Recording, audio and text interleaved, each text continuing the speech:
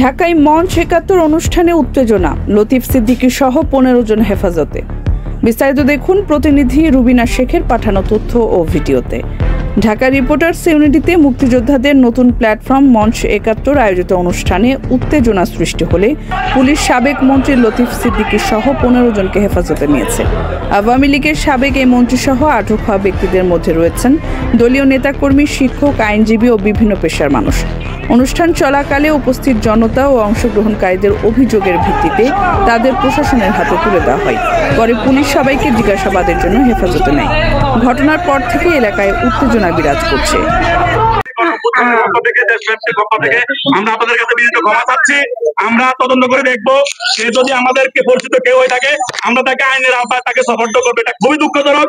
আমরা কখনোই সাংবাদিক ভাইরা হচ্ছে তাদের বিবেক এটা একটা মত সৃষ্টি করতে চেয়েছে, কারণ এখানে তাদের এই ঘটনাকে অন্যদিকে প্রভাবিত করার জন্য সাংবাদিকের উপর আঘাত করে ঘটনাকে অন্যদিকে প্রভাবিত করার জন্য তারা এই কাজ করেছে।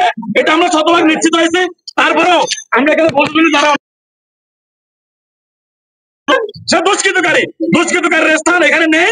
তারা আমাদের ঘটনাকে আজকের এই ঘটনাটাকে অন্যদিকে ভিন্নভাবে প্রভাবিত করার জন্য এই কাজ করেছে। আমরা সাংবাদিকের পাশে আজকে আনুষ্ঠানিকভাবে ক্ষমা চাচ্ছি।